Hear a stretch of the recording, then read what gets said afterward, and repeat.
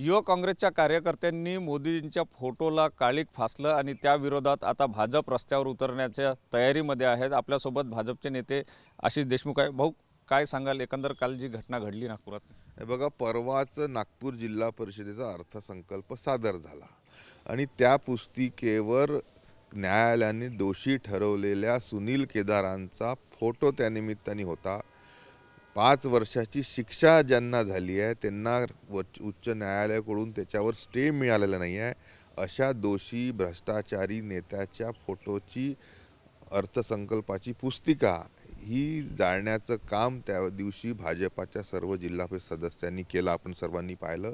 त्याची रिॲक्शन म्हणून काल सुनील केदारांच्या सांगण्यावरून युथ काँग्रेसच्या लोकांनी नागपूर जिल्हा परिषदेमध्ये मोदीजींच्याच फोटोला काळं फासलं ही अतिशय निंदनीय गोष्ट आहे। मोठ्या प्रमाणामध्ये संताप जनतेमध्ये याबद्दल आहे। विशेष करून भाजपाचा नागपूर जिल्ह्यातला कार्यकर्ता हा पेटून उठलेला आपल्याला पाहायला मिळतो।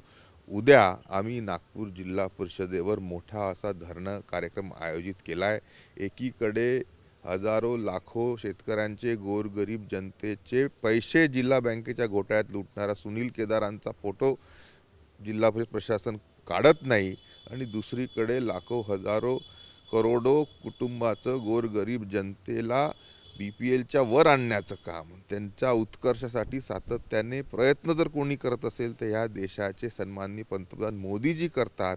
त्यांच्याच फोटोला तुम्ही काळं फासता। काँग्रेस ही भ्रष्टाचार्या नेत्यांच्या पाठीशी उभी आहे। मोदीजींसारख्या पंतप्रधानांच्या फोटोला तुम्ही त्यानिमित्ताने काल काळं फासलं, त्याचा मोठ्या प्रमाणामध्ये निषेध आम्ही उद्याच्या दिवशी नागपूर जिल्हा परिषदेवर धरणं आंदोलनाच्या माध्यमातून सर्व भारतीय जनता पार्टीचे नेते आणि कार्यकर्ते मिळून करतो आहे। नक्कीच उद्या भाजपकडून निषेध केला जाणार आहे आणि जिल्हा परिषदमध्ये मोठं आंदोलन सुद्धा केलं जाणार आहे। Cameraman size Sunil Dhage, TV9 Marathi, Nagpur.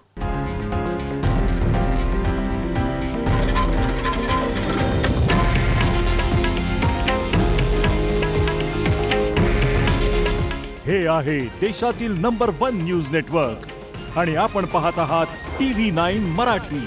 काळजी तुमची, हित महाराष्ट्राचं।